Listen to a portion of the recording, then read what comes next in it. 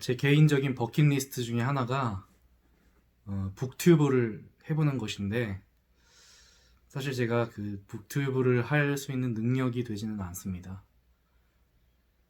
제가 이제 책을 공부하면서 느끼는 거는 이 혼자 공부하는 게 참 한계가 많이 있더라고요. 계속 이제 누군가랑 같이 이제 모임을 통해서나 이렇게 하면 좋긴 한데, 그러기에는 너무 이제 시간이 제약이 있고 공간의 제약도 있고, 그래서 이제 결국 영상 매체나 이런 것들을 좀 찾아보려고 하는데, 내가 공부하고 싶은 책은 많은데 그 책을 이제 좀 일목요연하게 설명해 주거나 정리해 주는 유튜브는 영상은 별로 없더라고요. 그래서 이제 개인적으로 제가 책을 리뷰하거나 뭐 평하는 거는 되게 못하기 때문에, 제가 그냥 할 수 있는 거는 어떤 책이든 한 챕터 한 챕터씩 이제 공부하고 이제 나누는 거 정도? 그런 거는 한번 좀 해보고 싶긴 하더라고요. 그래서 이제 책을 이제 저와 같은 경험을 하는 사람들, 저처럼 이제 공부를 하기는 하고 싶은데 뭔가 좀 같이 할 사람이 없거나, 아니면 한 챕터 한 챕터씩 책을 이제 천천히 공부하고 싶어 하는 사람들을 위해서, 뭐 꼭 누군가를 위해서 아니고 내 만족이긴 하지만, 그래도 이렇게 내가 공부하는 순간과 기록들을 영상으로 남겨놓으면 뭔가 좋지 않을까. 개인적으로도 추억이 되고, 혹시나 이제 어떤 책을 공부하려고 하는데 그 사람에게 도움이 될 수도 있지 않을까 싶어서 이렇게 공부하는 영상을, 그리고 약간 좀 강의하듯이, 사실 강의라고자 내 강의가 아니라 그 책을 설명하는 것이기 때문에 온전히 내 것이라고 할 수는 없지만, 그냥 개인적으로 공부하는 차원에서 한번 이런 영상을 한번 도전을 해봤습니다. 제가 요새 공부하고 있는 책 중에 하나를 챕터 하나하나씩 이렇게 좀 발제라고 하면 발제라고 할 수 있겠고, 요약이라고 하면 요약이라고 할 수 있는데, 최대한 이거를 제가 공부해서 이거를 이제 설명을 하는 식으로 한번 해보려고 합니다. 요즘 제가 공부하고 있는 책 중에 하나는, 책을 예전에 샀었던 책인데, 바로 백소영 교수님의 페미니즘과 기독교의 맥락들이라는 책입니다. 이 책은 제가 아는 지인의 추천으로 사서 보게 된 책인데, 페미니즘 쪽에 관심이 많거니와 한번 제대로 공부하고 싶은데 뭘 공부해야 될지 모르겠고, 그러던 차에 이제 입문서 비슷하게 추천을 받아서 이 책을 이제 추천을 받았습니다. 이 페미니즘이라는 단어, 그리고 페미니즘, 흔히 페미니스트라고 말하는 이제 명하는 사람들, 이런 거에 대해서 저에게 이제 만약 질문을 한다, 나는 페미니스트인가? 라고 질문을 한다면, 뭐 그렇다고 할 수도 있고 그렇지 않다고 할 수도 있습니다. 한편으로는 페미니즘을 지향하고 동의하고 지향하는 차원에서의 페미니스트를 정의할 수 있다면 페미니스트라고 할 수 있지만, 솔직히 말하면 제가 아직 페미니즘을 잘 제대로 모르기 때문에 페미니스트라고 말하기 자신은 솔직히 없습니다. 다만 페미니즘을 더 알고 싶고 더 공부하고 싶고, 그리고 더 알아야 한다라는 생각은 늘 갖고 있죠. 뭐 페미니스트를 어떻게 정의하냐에 따라서 누군가를 페미니스트로 이제 규정 짓는 게 다를 수도 있겠지만, 뭐 저는 사실 뭐 그런 규정보다도, 뭐 제가 남성이고 여성이고를 떠나서 내가 좌우지간 페미니즘을 공부하겠다라는 자세, 또 더 알고 싶고 더 공부하고 싶다라는 그 자세를 갖고 있는 게 의미가 있지 않나, 그런 생각을 좀 합니다. 더욱이 요즘에 참 안타까운 건 페미니즘이라는 단어 자체가 흔히 편견을 가진 사람들에 의해서 오용되고 잘못 이해되고 있다라는 사실이죠. 마치 페미니즘이라는 게 그 어떤 특정인을 욕하는 것처럼 이렇게 사용되어지고 있는 현실을 보고 있습니다. 저는 그것도 역시 시사해주는 바가 크다고 생각하거든요. 그만큼 페미니즘에 대해서 우리나라 사람들이나 이제 많은 사람들이 거부감을 갖고 있다는 것 자체가 여전히 제대로 페미니즘을 이해하지 못하는 것뿐만이 아니라 용납이 안 되는 거죠. 그게 잘 모르고 이제 그냥 자기 편의적으로만 페미니즘을 생각하다 보니까 그게 단순히 그냥 뭐 여성주의 혹은 뭐 여성 제일 이런 식으로 그냥 굉장히 퉁쳐서 단순하게 생각하다 보니까 그 페미니즘이 가지고 있는 함의와 그런 수많은 맥락들을 잘 모르고 저 같은 이제 남성들, 특히나 남성들이 거부를 하죠. 그냥 본인의 어떤 기득권을 건드리는 것 같다는 느낌 때문이도 그렇고, 그래서 이제 페미니즘을 많이 안 좋게 생각하는 흐름들이 있는데, 뭐 그래도 잘못된 건 잘못된 것이라고 얘기해야 되는 것이니까 저는 그런 어떤 페미니즘을 대항하는 흐름들의 그 흐름에 역으로 대항을 해서 우리 남자들도 오히려 더 본인들을 위해서 페미니즘을 공부해야 되지 않나 생각이 듭니다. 이 페미니즘과 기독교의 맥락들이라는 책은 이 백소영 교수님이라는 분이 쓰신 책인데, 이 책이 이제 2017년이었나 그 프롤로그에 나오는데 청어람이라는 단체에서 페미니즘 강의를 5강 정도 하셨어요. 그 강의를 엮어서 만든 책이라고 소개를 하고 있더라고요. 제가 개인적으로는 잘 모르는 분이지만 뭐 주변을 통해서 익히 들어왔던 분이고, 어쨌든 이 기독교 페미니즘에 굉장히 기여를 많이 하고 계시는 분이라는 소식을 들어서, 그래서 이 책이 저에게도 뭐 실제로 예전에 한번 쭉 그냥 이렇게 공부를 제대로 하기보다는 쭉 그냥 훑어가면서 책을 이제 독서를 한 결과는 굉장히 그때는 되게 좋았어요. 여러 가지 통찰도 좀 받았고, 충분히 생각할 만한 지점이 많아서 몰랐던 부분도 많고, 그래서 그러다가 이제 이 동영상 준비하면서 어떤 책을 공부할까 고민을 하다가 과감하게 이 책을 들고 다시 시작하는 마음으로 이 책을 선택을 했습니다. 제가 오늘 공부한 부분은 이제 프롤로그 부분이에요. 이 프롤로그의 제목이 교회 안으로도 들어오는 페미니즘 밀물입니다. 이 커다란 밀물, 이 페미니즘이라는 밀물이 언제부턴가 이제 우리나라, 또 특히 한국 사회, 그리고 기독교 안에 이제 들어오기 시작했죠.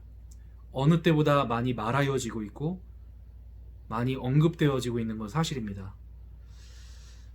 그동안 페미니즘이라는 것 자체가 사실 뭐 이제 어떤 학문 속에서는 많이 언급되고 공부도 많이 되어지는 학문이긴 하지만, 실제로 이제 우리나라의 어떤 삶에서 사람들의 어떤 그런 사회나 문화나 그들의 생활 터전이나 심지어는 교회 안에서 페미니즘이라는 것 자체는 굉장히 주목받지 못했어요, 말 그대로. 아니, 오히려 페미니즘에 대해서 우려를 가지고 있고 적의를 가지고 있었다라고 교수님은 말합니다. 뭐 아무래도 이제 교회 같은 경우는 그 여성에 대한 아주 길고 지난한 그런 차별을 마치 옹호하는 듯한 성경 기록들이 있기 때문에, 그거에 대해서 맥락 없이 그냥 그 시대의 어떤 맥락과 그 시대의 어떤 생활상과 그 문화의 어떤 한계들을 이해하지 못하고 이걸 말 그대로 그냥 그대로 가지고 오면 여전히 성경이 여성차별을 동의하고 있다라는 말도 안 되는 주장을 하게 되죠. 뭐 실제로 이번 뭐 장로의 총회였나요? 총회에서도 여성 안수에 대해서 여전히 답보의 수준에 머무는 기독교의 한계를 보면요, 정말 아직도 이 페미니즘, 특히 이 성평등이라는 주제가 굉장히 누군가에게, 특히 교회 안에서는 여전히 예민한 주제가 아닌가 생각합니다.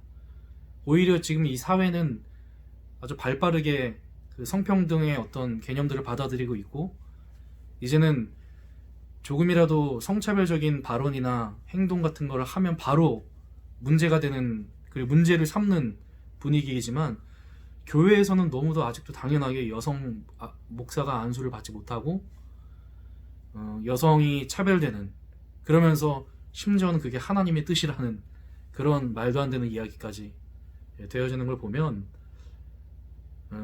안타까운 부분이 참 많죠. 근데 희한하게 교회보다 그런 사회가 더 발빠르게 수용하고 있다는 거예요.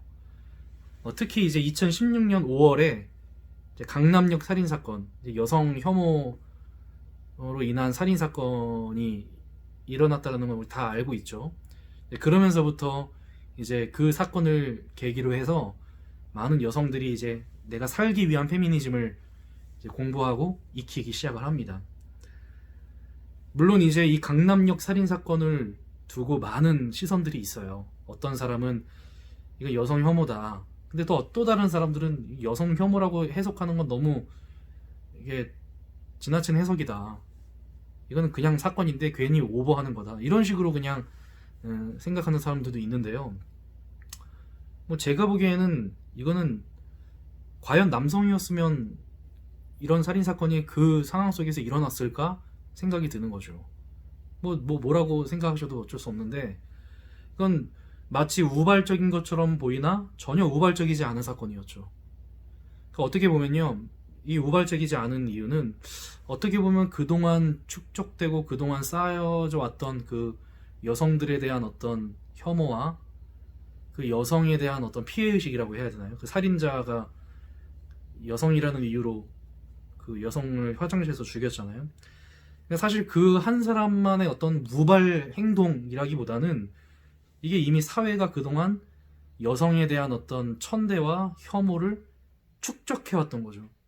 굉장히 많이 축적해오고, 그런 축적해왔던 것들이 누군가의 돌발 행동처럼 보이는 것으로 드러난 것일 뿐이에요, 사실. 이게 무슨 뭐 갑자기 없던 것에서 뭐 아무것도 없던 땅에서 나무가 확 자란 게 아니라 충분히 이런 어떤 정서들, 여성에 대한 부정적인 정서들과, 이건 사실 뭐 꽤 오래전부터, 뭐 오래라는 말로도 부족해요. 인간의 역사 속에서 굉장히 고대에서부터라고 할 수 있죠, 거의. 그러니까 이런 축적된 어떤 남성 우월주의가 점점 이제 사회가 여성의 인권을 좀 더 이제 우호적으로 생각하게 되는 흐름 속에서 이제 보이지 않는 충돌들도 일어났을 거 아니에요. 그런 것들이 축적되다 보니까 자연스럽게 이제 남성이 여성들을 오히려 피해의식을 가지고 바라보고, 뭐 그런 식으로 마치 여성이 자신들의 밥그릇을 뺏은 것처럼 느껴지고, 그런 어떤 경쟁의식을 내가 가져야 되는 대상으로 생각하다 보니까 굳이 일어나두지 않을 여성 혐오가 일어나고, 그게 결국에는 사건으로까지 번지게 되죠. 이게 절대 우발적인 게 아니에요. 그런 의미에서 이런 사회 맥락적인, 문화의 맥락적인 차원에서 보면 결코 우발적인 사건이 아닙니다. 그래서 이제 그걸로 인해서 뭐 미투 운동부터 시작해서 이제 페미니즘의 어떤 그런 이야기들과 이제 주장들이 우리나라에서 굉장히 많이 퍼져나가게 되죠. 근데 이제 사실 페미니즘이라는 것 자체가 새로 시작된 사상이 아니에요. 최근에 생겨난 사상이 아니라 꽤 오래전부터 있었던 사상이거든요. 근데 이제 교수님은 말하기를 이 페미니즘은 개토화되어 있었다라고 말합니다. 이게 학문으로서 혹은 이제 어떤 뭐 학자들이 연구해야 되는 대상 정도로만 취급되어지고, 이게 현실과 어떤 현실에 뿌리박지 못해 소위 그냥 소비되지 않았다라고 말하는 게 적절할 것 같습니다. 근데 저 개인적인 얘기지만 저 같은 경우도 과거에 제가 감신 1학년 2학기 때 여성학이라는 수업을 들었어요.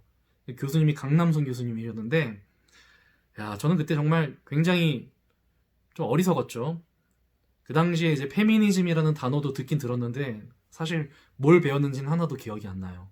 그러니까 제가 여성학을 이제 강의를 신청한 게 그게 무슨 뭐 페미니즘의 사고방식을 뭐 익히고자 그게 아니라, 그냥 그 당시에 이제 청춘 젊었을 때 이제 남성이기 때문에 제가 단순히 여성에 대한 호감, 근데 여성을 더 알고 싶다. 그런 굉장히 어리석은 생각들.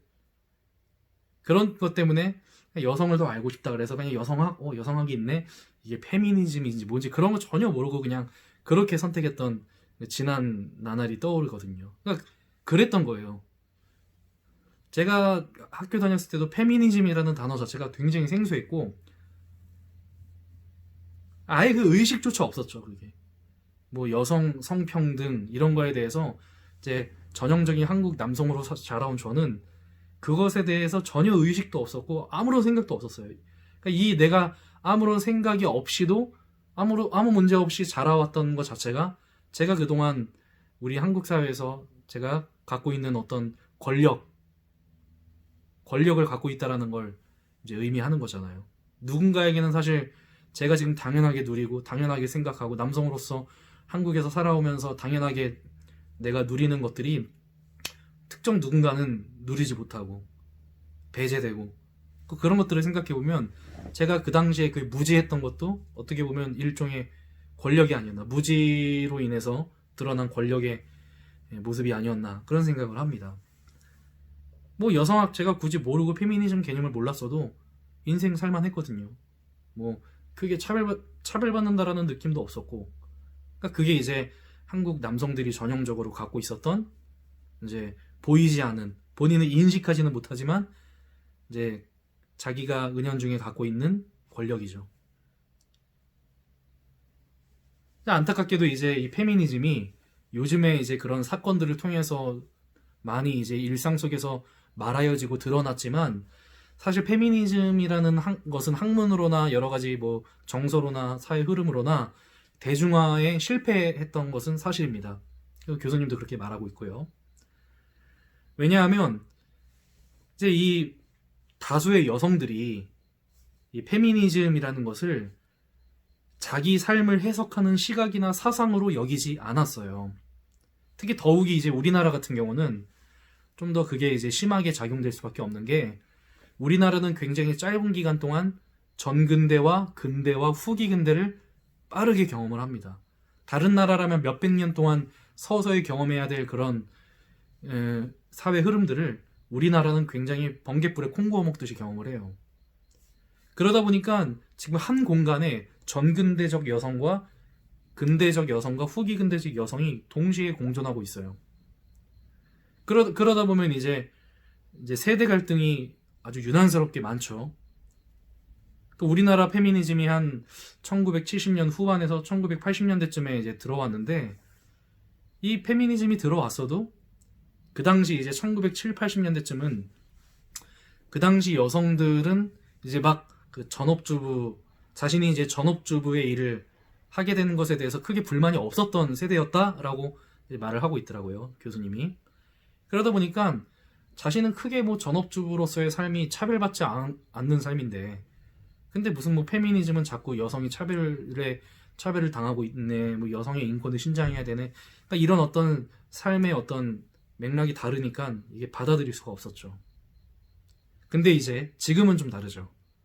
한 세대가 지나고 흔히 말하는 지금의 딸들이 말 그대로 이제 경쟁력 있는 주체가 돼요. 그러니까 우리가 흔히 말하는 이제 근대의 여성들은 그냥 이제 가부장적 질서 안에서 전업주부의 삶, 그냥 뭐 남편에게 순종하고 가부장적인 질서를 받아들이는 걸 그렇게 개의치 않았는데 흔히 말하는 후기 근대의 여성들은 이게 당연하지 않은 거죠. 부당한 거예요.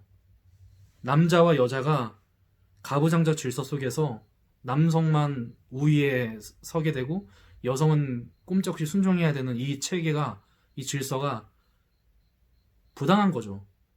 그러다 보니까 이제 경쟁력 있는 주체로서의 이 지금의 딸들이 이제 페미니즘에 더 관심이 생길 수밖에 없는 거거든요.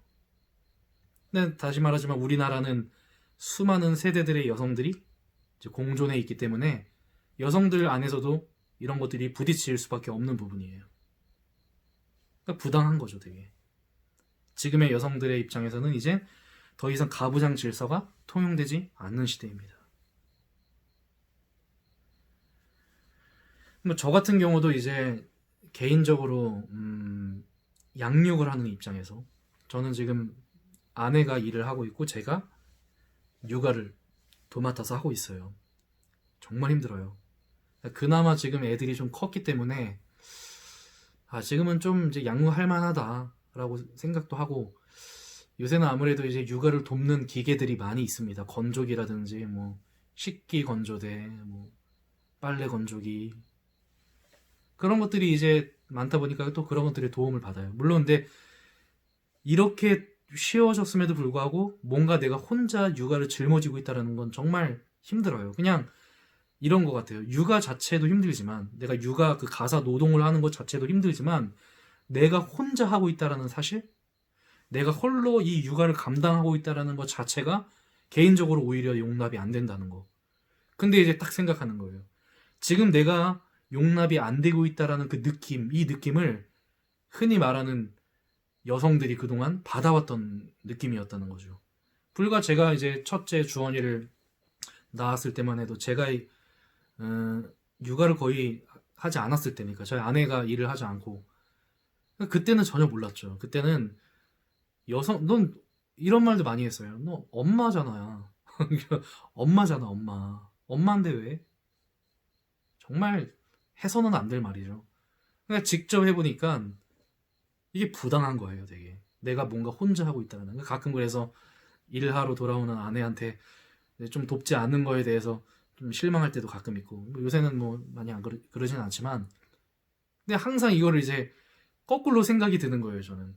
내가 이렇게 지금 혼자 홀로 양육하면서 느끼는 이제 그 부당하다라고 느끼는 것들, 힘들다라고 느끼는 것들이 너무도 당연하게 여성들이 그동안 짊어지고 있었던 일이었구나. 강요된 일들이죠.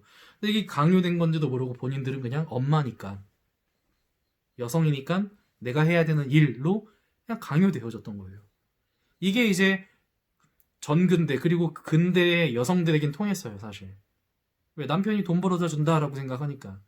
근데 이제 요즘의 여성들에게는 이게 통하지 않는 거예요. 그리고 그게 맞는 거죠, 사실. 어떻게 보면 이제 인권의 입장에서, 그러니까 성평등과 이제 여성의 인권적 입장에서 보면 그게 사실 맞는 거죠. 그렇게 생각해야 되는 게 맞는 거고요. 그러니까 부당하게 느껴야 되는 게 맞고요. 바로 이러한 어떤 세대 간의 갈등 속에 페미니즘이 점점 더 두각을 드러내서 지금 사람들이 이제 페미니즘을 크게 거부감 없이 이제는 당연한 것이다 라고 느끼는 것들, 이런 것들이 이제 오늘날의 흐름이다 라고 저자는 말하고 있습니다. 근데 이제 저자이신 교수님 같은 경우는 본인이 신학자시기도 하기 때문에 특히 기독교의 페미니즘, 기독교 페미니즘, 교회 안에서 기독교에서의 페미니즘에 관심이 많으세요. 근데 이제 기독교의 페미니즘이 단순히 그냥 어떤 신앙적으로, 그냥 성경적으로 이런 것을 넘어서서, 우리가 가령 이제 신학 같은 경우도 그냥 신학만 있는 게 아니잖아요. 가령 우리가 사회학이라든지 윤리학 같은 것들, 이런 어떤 수많은 학문들이 있는데요. 페미니즘을 우리가 볼 때, 특히 기독교 안에서 페미니즘을 볼 때, 우리가 이것을 단순히 그냥 신학적으로만 어떻게 바라봐야 될 것인가, 성경적으로 어떻게 페미니즘을 봐야 될 것인가, 이런 식으로만 생각하면 사실 답이 없어요. 중요한 건 이것이 이제 말 그대로 사회학적으로 그동안 사회가 발전하면서 이제 페미니즘을 어떻게 이해해 왔는지, 그리고 오늘날 사회와 비추었을 때 우리는 페미니즘을 어떻게 받아들여야 되는지, 그리고 이거 더욱이 더 나아가 윤리적으로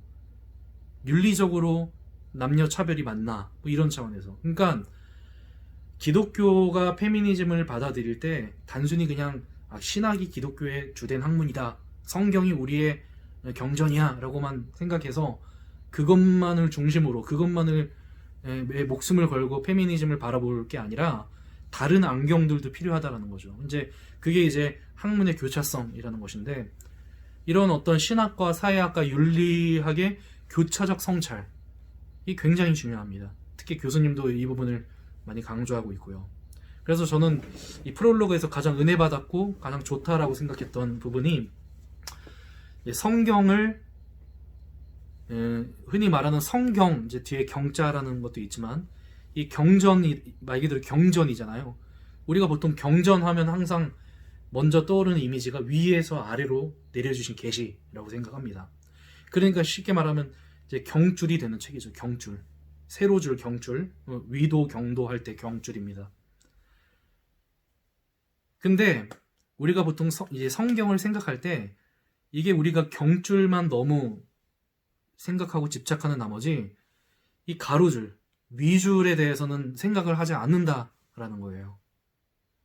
즉 성경을 정의하기를 책에서 이 성경이란 하나님의 초월적이고 보편적인 진리의 말씀을 경줄 삼아서 우리들의 삶의 언어, 우리들의 삶과 우리들의 사회, 우리들의 언어로 이제 흔히 위줄짜기, 가로줄, 위줄짜기를 해놓은 책이다.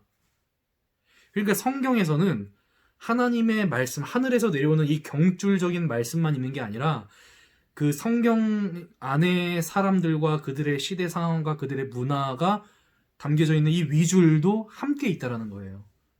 그러니까 성경을 우리가 이해한다라는 거, 하나님의 말씀을 이해한다라는 건 경줄과 위줄을 동시에 이해하는 것이죠.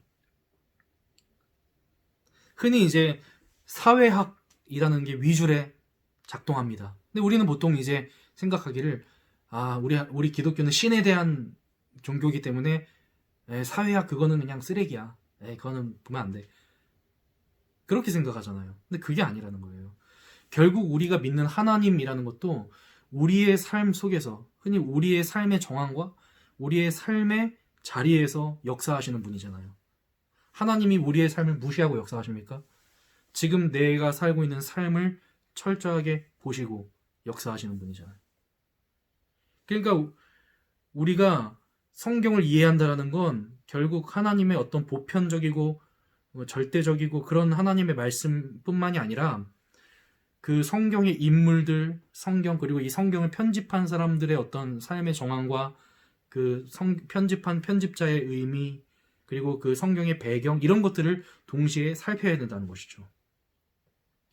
그러니까 성경의 위줄에 대한 사회학적 분석을 철저하게 해야 그 사회 속에서 하나님께서 그 사회 시대에 맞게 그 사회 문화 속에서 계시하신 어떤 신학적 성찰이 담겨져 있는 그 경줄의 의미를 제대로 찾을 수 있다는 것입니다.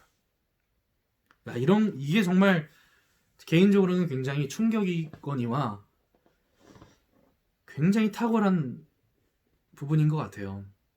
흔히 저 같은 경우는 목회를 10년, 사실 목회만 따질 게 아니라 제가 신앙생활을 한지 모태신앙이니까 37년 정도 제가 신앙생활을 해왔던 걸 포함해서 목회 만 10년 정도 동안 제가 좋게 한 7년 정도는 말 그대로 경줄에 집착했던 목회를 했던 것 같아요. 설교를 하거나 말씀을 묵상할 때 그냥 눈에 보이는 그 쓰여져 있는 게 진리지. 그냥 흔히 말하는 문자주의라는 것들. 이 쓰여져 있는 이게 바로 진리야. 그러니까 그 시대 사람들이 이 문화 속에서 어떻게 이걸 바라봤냐. 이런 것들은 별로 중요하지 않았어요. 그러니까 이게 우리가 경줄만 집착하게 되면 이제 말 그대로 이제 성서는 여성차별을 옹호하는 책이 되는 거고 그게 하나님의 뜻이 되는 거고요. 그 당시 시대 사람들이 그렇게 생각할 수밖에 없었던 시대의 한계와 그 문화의 상황과 특징들을 동시에 생각하면서 오늘 이 시대의 위줄은 무엇인가? 오늘 이 시대의 사회는 더욱이 이제 달라졌잖아요, 사실. 예전 시대에 대해서 흔히 예를 들면 창조 질서라는 것도 우리는 하나님이 세상을 창조하셔서 흔히 말하는 창조과학적으로 창조하셔서 6일 만에 모든 세상을 끝내시고 창조하시기를 끝내시고 실제로 성경 안에서는 지구가 중심이 되어서 모든 게 다 돈다라고 생각하는 그런 어떤 우주관 그런 것들 창조 질서라고 하는 것들 근데 그런 것들이 이제 흔히 현대 과학의 발달과 더욱이 이제 인권 신장 이런 여러 가지 지금 시대 상황 속에서 논란이 될 수 있는 부분이 많은 거죠. 그러다 보면 이게 우리가 경줄만 보다 보면요, 너무도 시대착오적인 메시지, 지금 시대와는 도무지 맞지 않은 메시지. 그러니까 지금 이 시대, 현대과학이 발달한 시대 속에서 여전히 창조과학을 신봉하고 있는 그런 말도 안 되는 짓을 하는 거고, 뭐 소수자들의 인권의 문제도 마찬가지고요.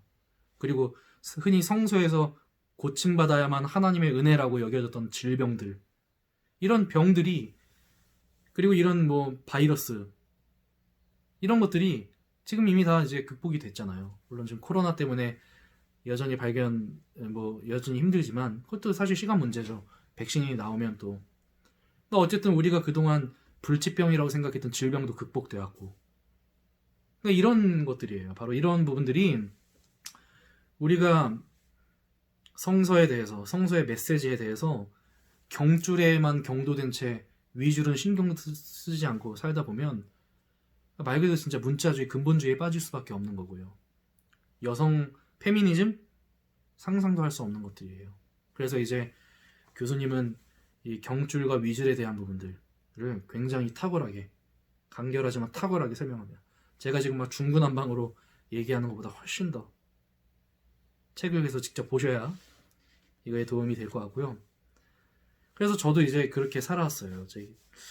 경줄만 붙잡다 살다가 어느 순간부터 내 실존, 나의 실존, 실존이라는 거 말 그대로 이러한 사회적 상황과 이러한 어떤 관계의 상황, 이런 맥락 속에서 살아가는 나의 실존, 나의 실존만이 아니라 타인의 실존, 그리고 더 나아가 더 눈을 들어보니까 여러 가지 이유로 고통받고 있고 상처받고 있는 이들에 대한 실존, 이런 것들을 바라보건대, 그들의 실존을 생각하면 그들의 실존 속에서 하나님은 어떻게 초월적으로 역사하시나, 이런 것들을 이제 많이 고민하고 생각해 본 결과 결국 결론은 하나인 것 같아요. 하나님은 사랑이다. 하나님은 모든 차별받는 이들과 모든 아픔과 고통 가운데 있는 이들을 동일하게 사랑하시고 그들의 고통과 그들의 아픔을 어루만져 주셔서 그 고통이 해결하게 되시기를 원하신다. 그래서 어느 누구도 차별받지 않고 환대받는 세상, 그게 바로 예수님의 하나님 나라였잖아요. 그 당시에 죄인이라고 취급받았던 사람들, 세리라고 취급받았던 사람들이 예수 그리스도에 의해 가족이 되고, 그리고 오히려 그 당시에 유력했던 사람들, 그들은 오히려 주님이 돌아서고, 그런 어떤 관계의 역전들이 일어나는 걸 보면 결국 하나님이 원하시는 진정한 흔히 절대 보편의 진리가 있다라고 말한다면 저는 오직 그거 같아요. 결국 사랑. 바로 그 사랑 안에서 주님은 당연히 남성과 여성을 있는 모습 그대로 차별 없이 사랑하시고, 비록 우리 시대의 문화, 가부장에 너무 경도되고 남성 우월주의에 너무 당연한 삶을 살아왔던 이 시대는 여전히 페미니즘을 외치는 사람들에게 굉장히 비열하고 저열하고 은근슬쩍 공격하고 깔보고 그렇게 페미니즘을 모독하는 그런 상황 속에서도 하나님께서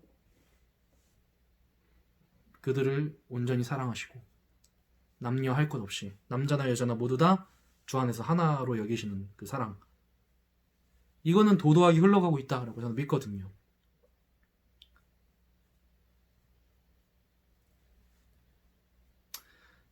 제가 이렇게 해서 이제 공부한 부분은 여기까지입니다.